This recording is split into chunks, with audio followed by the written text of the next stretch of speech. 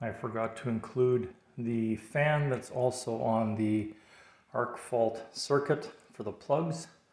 I'm going to turn the fan on. The light flashes on the timer. The fan turns on. The fan is up in the ceiling here to create a slight negative pressure in the room, because this was supposed to be a hair salon. And plugs in the panel box.